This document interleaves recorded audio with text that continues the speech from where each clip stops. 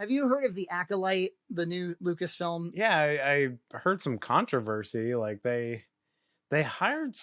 I want to say they hired somebody to try to like film like a pilot, and then like they didn't pick it up, and then that person's suing them. Oh, really? Wasn't there something like that? Wasn't there something like that? And but they're making it again with somebody else. There's more to this web. You know, shall we say, the politically charged Star Wars projects that are coming up. The Acolyte is the most politically charged by far. It is the She-Hulk, it would seem, of Lucasfilm. Seems that way.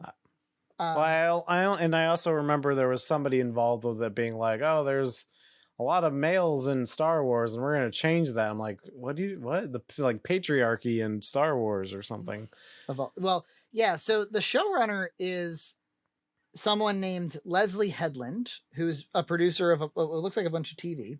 She had some controversial statements recently that were surprising. Like I was surprised to read some of this. So, well, I'll first tell you, this is what The Acolyte's about. It's a mystery thriller that will take viewers into a galaxy of shadowy secrets and emerging dark side powers in the final days of the High Republic era. And I think the High Republic is like prequels, but like way in the future from the Old Republic, right? Something like that. It's at least prequels. I know that. A former Padawan reunites with her Jedi Master to investigate a series of crimes, but the forces they confront are more sinister than they ever anticipated. Does that sound like a good show to you? Maybe. I don't know. hard to say. It sounds kind of Andorish to me, and yeah, I was a bit bored by Andor in the scheme of things. This is like a, what do they call? Because they always have it be like genre that's not Star Wars. Like, this is a heist. This is a heist. That's, you don't like it, but it's a heist. Yeah, this is the it's really the only way that they can get a lot of legs out of these properties is like, well, this is a murder mystery Star Wars. Make each of them a different genre. Yeah, this is an alien invasion one. Like, okay, aren't they all aliens? Yes, that's the point. Or yeah, it could be like a totally they slap a brand on some other concept basically. So here's what she said. She was doing some podcast, some long form interview. And she said, so I've just recently got his 2-volume set of Star Wars concept art from Ralph McQuarrie. And I'm like, this is insane. This guy created Star Wars. Like, really? Like, you see the evolution of the idea from what George is trying to express to him, to what he puts down on the piece of paper, to what it eventually becomes, to why he makes particular decisions, like why he decides to take things in one direction and not the other. This is like what we understand to be Star Wars. The idea that like that only came from George Lucas, that only George Lucas holds the key for what we understand to be Star Wars is just untrue. And I think the prequels are an excellent example of that. So we'll pause there. I think that's the first time I've heard somebody who officially works for Lucasfilm shit on the prequels, just straight up. Interesting. I don't think, because I've been listening for it since Disney bought them. We made a cartoon making fun of how like JJ had to like skirt the issue when he clearly wasn't a fan. Which people didn't get, which maybe that's our fault. Yeah, it's kind of like, this is kind of the anti-auteur propaganda. Yeah, she goes into that actually. That's where it's going. And I've heard this all through film school. I've heard like, even though they're trying to like make auteurs, but there was a lot of anti-auteur propaganda. Like, it was just something that happened in the 70s, people were doing it. But really, it's not. You don't need a strong leader to lead a film. Yeah, leadership's not very helpful, right? It's more like it's an amalgamation of I don't know, like it's just some magic that happens in a collective. Yeah, I mean, certainly we all get into a big bed, we roll around, and suddenly there's a film.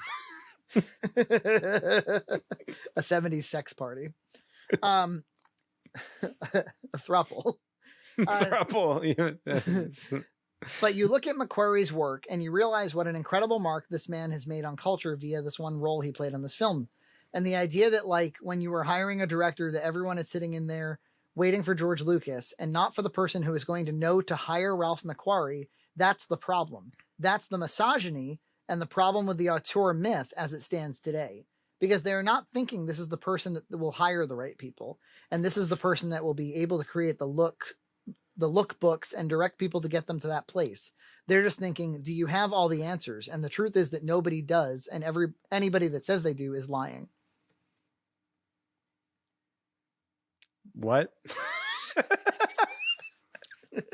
Like, that's misogyny? Wait. She's like, no, you need to hire somebody who hires people.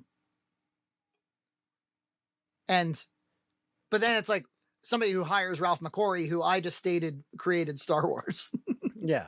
Like, well, then, but you need to hire somebody. You need a discerning eye. So, like, an eye of somebody who can discern talent and quality over other people. Yeah, it's interesting, isn't it? Because it feels like we're not on the same page with her at all.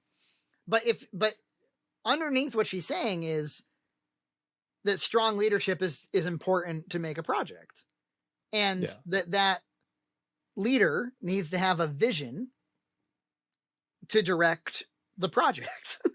And it's like, well, but that's what often what we mean by auteur. We don't necessarily mean like, I don't understand like has all the answers, nor do I understand why that automatically equals misogyny.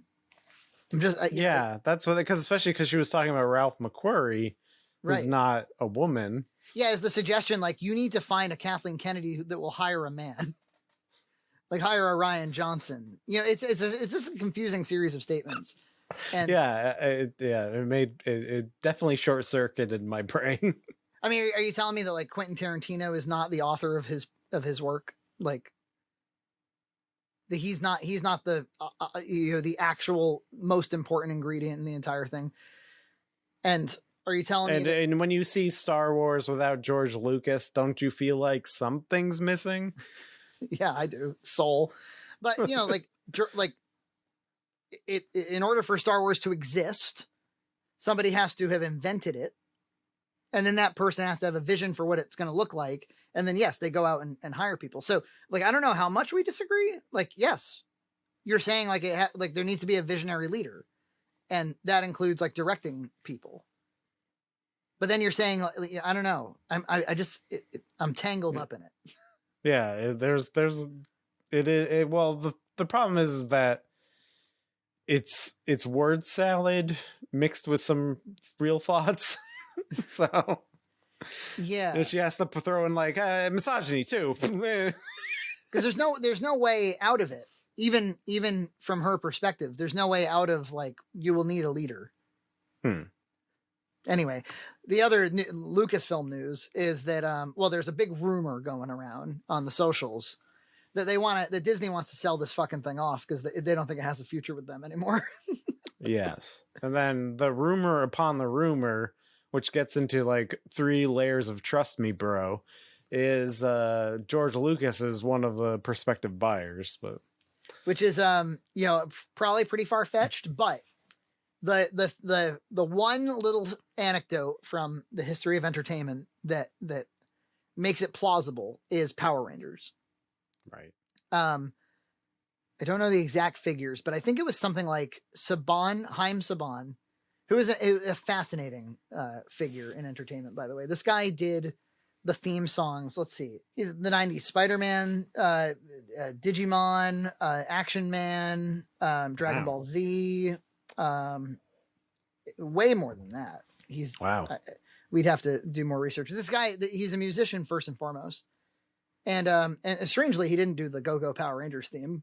But he is the godfather of Power Rangers in the United States. He's the one who kind of stole all the Sentai, or had the idea of like, we can make this work over here in the States. Can repurpose it. Put some Saved by the Bell in there. This guy may be, I think, one of the most genius businessmen in Hollywood history. I mean, he's no George Lucas in the scheme of things, but he sold Power Rangers to Disney in the 2000s for like $300 million to Disney. And then like 5 years later, he bought it back for like $60 million. Yeah. It was something like that. Does Disney not do anything with the Power Rangers? And Yeah, they put it all over ABC Family, and I think it didn't perform. I see. And then he was able to get it back. He made that failed movie, but they did a lot after that. And then he sold it to Hasbro like 2 years ago for like hundreds of millions of dollars yet again.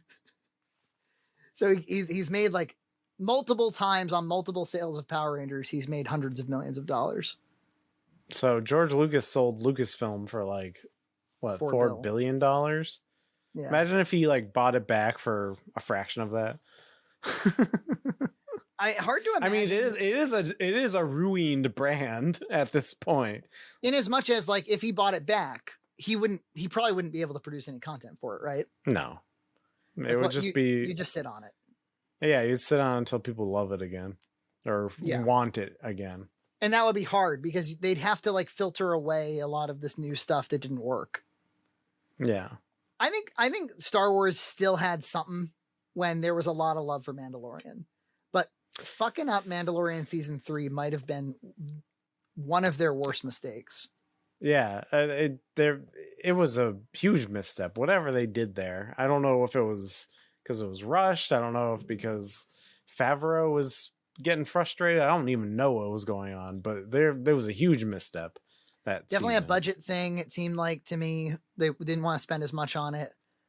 And now they're officially saying there's no plans for a Boba Fett season 2. There's no plans for an Obi-Wan season 2. When like that's and they're lying and saying that we never had plans for either of those, which is it's like patently, obviously untrue. Yeah. Like there was cliffhangers. You could argue that Obi-Wan didn't have a cliffhanger because I think Liam Neeson didn't want to come back anyway, but certainly Boba Fett did, right? Yeah. The Marshal.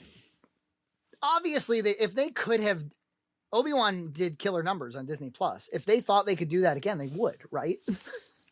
I mean, yeah.